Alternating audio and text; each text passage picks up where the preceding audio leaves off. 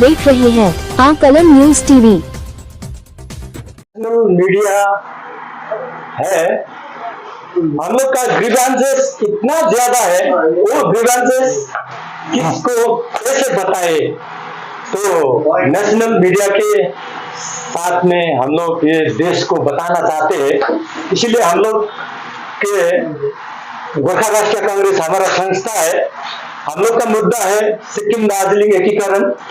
ये सिक्किम दार्जिलिंग एकीकरण के मुद्दा के लिए हम लोग 23 वर्ष से काम कर रहे हैं। अभी 23 लगा हुआ है।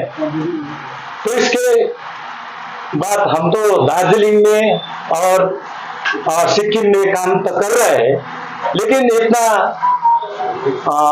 आगे नहीं हुआ है हम लोग का मुद्दा। इसलिए हम लोग गोरखा राष्ट्रीय कांग्रेस का जनरल सेक्रेटरी मैं अमर लक्ष्मण आप लोग के नमन करता हूं। तो हमारा गोरखा राष्ट्रीय कांग्रेस का vice president mister Kumar Subba, हमारा गोरखा राष्ट्रीय कांग्रेस का और एक जनरल सेक्रेटरी ध्रुवदेवन, और हमारा गोरखा राष्ट्रीय Congress chief coordinator mister Subrata Pakhrin ji, नमस्कार। हमारा दो नीमा तामांग जी है, वो असिस्टेंट सेक्रेटरी, और रविंद्र राय है, वो भी असिस्टेंट सेक्रेटरी। आप लोग को जितना भी प्रिंट मीडिया और डिजिटल मीडिया और यूट्यूबर जितना भी है, आप लोग के गोरखा राष्ट्रीय कांग्रेस की तरफ से स्वागत करता हूं। जितना भी हम लोग का ग्रीवेंसेस है वो देश भर सुने, क्योंकि अभी देश आप सबको दार्जिलिंग का एक तो पॉलिटिकल पार्टी है जिसका नाम गोरखा राष्ट्रीय कांग्रेस है, जिसका only issue Sikkim Darjeeling unification है।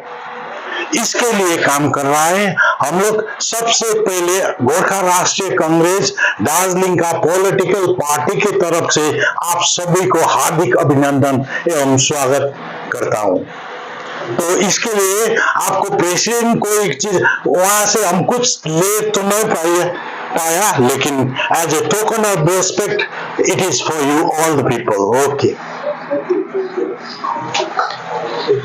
तो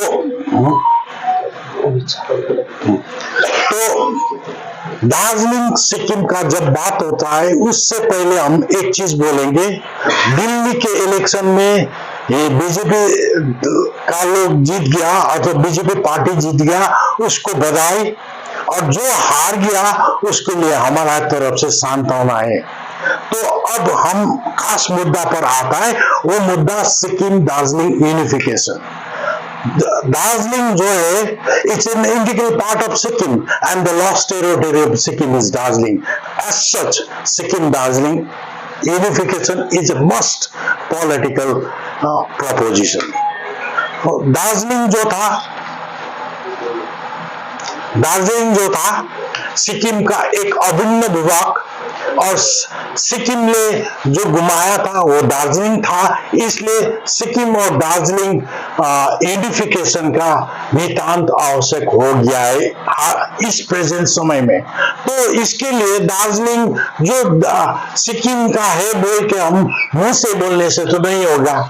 1835 में जो दार्जिलिंग सिक्किम से लिया था ब्रिटिश इंडिया, तो इसको बोलता है deed of grant. Deed of grant का माना होता है, as per the deed of grant Darjeeling was given to British India for the sanatorium purpose.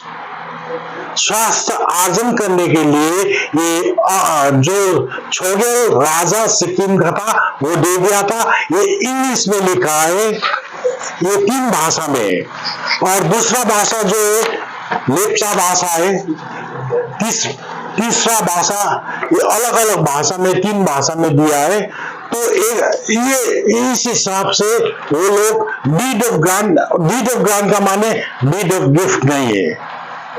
इसके बावजूद, इसके अलावा ये छोगल राजा जो था, ये छोगल राजा ट्रीटी पेमेंट लेता था। ट्रीटी पेमेंट जो लेता था, ट्रीटी पेमेंट शुरू में जहां से किया था, तो उसके बाद में 112 years अप टू 3 लाख लिया था। तो इसके लिए जो दार्जिलिंग ब्रिटिश ने लिया था इधर पर, तो क्या हो गया, ब्रिटिश को चलाने के लिए थोड़ा असुविधा हो गया। इसलिए सबसे पहले ब्रिटिश लोग क्या कर दिया, दार्जिलिंग को non regulated area outside the purview of British rule वो कर दिया था। उसके बाद में क्या कर दिया था, उसको कानून भी ठीक नहीं हो गया, तो रेगुलेटेड एरिया कर दिया। उसके बाद में उसको भी मॉडिफाई करके क्या कर दिया, शेड्यूल डिस्ट्रिक्ट बना दिया 1874 में। शेड्यूल डिस्ट्रिक्ट के बाद में वो एक्सक्लूडेड एरिया कर दिया 1919 में। तो पार्शियली एक्सक्लूडेड एरिया कर दिया 1939 में। तो उसके बाद में जब इंडिया इंडिपेंडेंट हो गया, तब क्या मुसीबत हो गया, ये दार्जिलिंग अलग से बैठा था, तो मुसीबत एक चीज को पड़ गया कि वहां पर क्या करना है, कैसे एडमिनिस्ट्रेशन चलाना है। उसके लिए for 7 years, at least for 7 years, Darjeeling has been kept in no man's land, जिसके लिए हम लोग आरटीआई किया था। आरटीआई किया था। आरटीआई का पेपर में बोलता है, हमको पता नहीं है, 7 साल। उसके बाद में क्या किया, 1947 प्लस 7 years इट बिकम्स 1954। तो 1954 में बंगाल का कंटिन्यूअस एरिया होने से, बंगाल का सामने हारारी बोलता है हम लोग, कंटिन्यूअस एरिया होने से सामने वो administration, for the sake of administration, प्रशासन चलाने के लिए 1954 में एब्जॉर्ब लॉज एरिया एक्ट कर दिया। तो इसी हिसाब से बंगाल आज तक चला रहा है। हालांकि 1954 का एब्जॉर्ब लॉज एरिया एक्ट अभी 2018 में 5 जनवरी 2018 में रिपील हो गया है। वो जो है ना, रिपील हो गया है एब्जॉर्ब लॉज एरिया एक्ट। इसके लिए बंगाल सरकार को high level committee local people का कंसर्न लेना था, हालांकि इम्पोजिशन नहीं करना था। दार्जिलिंग में आज भी इम्पोजिशन हो रहा है, ये नोट कीजिए, दार्जिलिंग में आज भी इम्पोजिशन हो रहा है। किस हिसाब से 5 डेसिबल का जमीन दे रहा है, 15% वो टी टूरिज्म में अलग से वो लोग अपना कानून बना दिया, 15% था, कल फिर उसको 30% फॉर टी टूरिज्म। इसका माने बाहर का आदमी वो लैंड, दार्जिलिंग वासी का बाहर का आदमी वो लोग दे रहा है।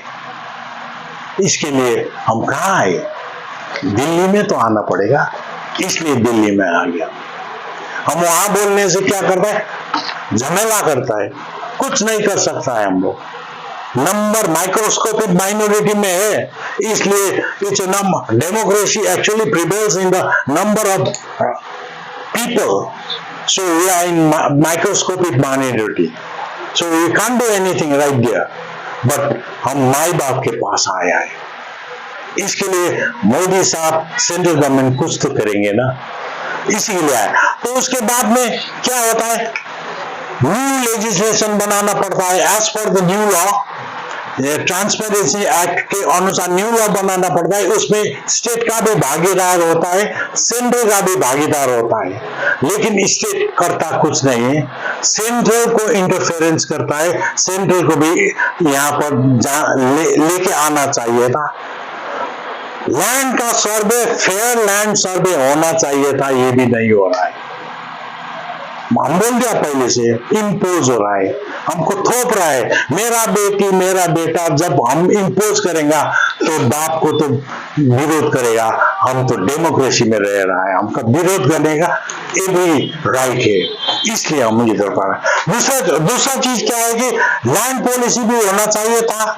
लैंड पॉलिसी में जैसे स्मार्ट सिटी का बात बोलता है, हम दार्जिलिंग में सोच रहा है स्मार्ट सिटी नहीं चाहिए, वो छोटा जगह है। हमको स्मार्ट विलेज चाहिए। छोटा छोटा विलेज करके हम स्मार्ट सिटी बनाएंगे। 10 स्मार्ट विलेजेस को एक ठो ग्रुप करके वहां पर एक ठो कॉलेज यूनिवर्सिटी बनाएंगे। हालांकि हमारे पास उतना सारा टेक्निकल कॉलेज भी नहीं है, ये किसको बताए?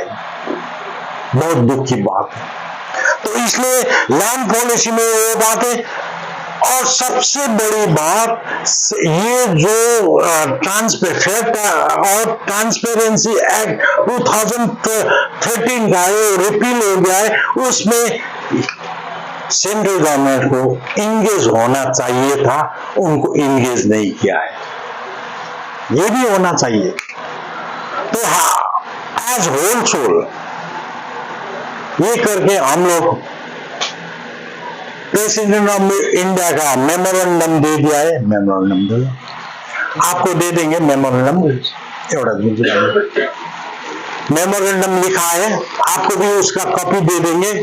प्रेसिडेंट ऑफ इंडिया का मेमोरेंडम है, ये रिसिप्ट कॉपी है, ब्लैक एंड व्हाइट, ये भी दे देंगे। ऐसे प्राइम मिनिस्टर, होम मिनिस्टर को भी दे दिया है।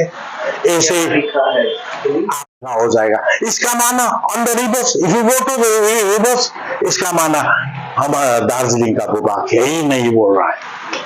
सही है ना कि गलत बोल रहा है? बोलिए आप। तो इस हिसाब से दार्जिलिंग का क्या होता है कि ये प्रमाण करता है ये integral part of Sikkim. The lost territory of Sikkim is Darjeeling.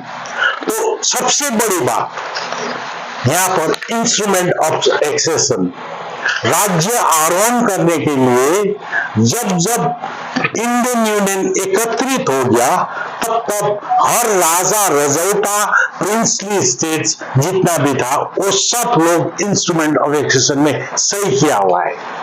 उसी हिसाब से actually the independence was given to all the princely states and British provinces, not as whole India, as per the Indian Independent Act. So, instrument of accession सही करने के बाद में क्या होता है, सब एकत्रित होता है। उसमें सिक्किम का छोगिल ने सही नहीं किया है। समझ में आ रहा होगा आपको मैं क्या बोल रहा हूं? तो इसको सही रूप से भारत सरकार को इंटीग्रेशन करने से हमको लगता है Sikkim Darjeeling unification is the best preposition. So we are the ardent supporters of this issue and we are the leaders of this issue. So we always preach for this issue only. तो इसके बाद में क्या हो गया, हम लोग 1954 में चंदन नगर मर्जर एक्ट है।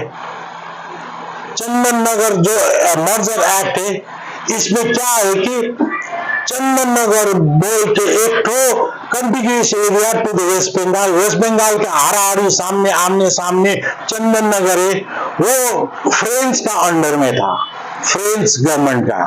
तो ये मर्जर एक्ट 1954 के मुताबिक चंदन नगर बंगाल में गाड़ दिया, उसको इंटीग्रेट किया।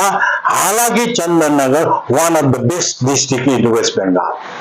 जब चंदन नगर बंगाल में जा सकता है, उसका लॉस्ट टेरिटरी बंगाल में आ सकता है, तो सिक्किम का लॉस्ट टेरिटरी क्यों नहीं जा रहा है? ये तो ताजुब का बात है। इसलिए डेमोक्रेसी को हम बोलता है, democracy is mean for the people, of the people, by the people. But here in Indian democracy, if I am not mistaken, it is far from the people, of the people, OFF, of the people, by the people is goodbye to the people. Is it so?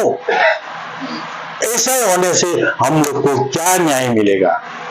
हमको justice नहीं मिलेगा, constitutional right नहीं मिलेगा, legal status नहीं मिलेगा।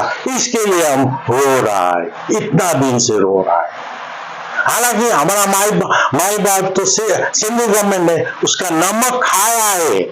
हम लोग मतलब पक्का इंडियन है। हम लोग इंडिया के लिए, इंडिया की इंटीग्रिटी के लिए, इंडिया के इंटरेस्ट के लिए, इंडिया के सेफगार्ड के लिए कुछ भी करने के लिए तैयार।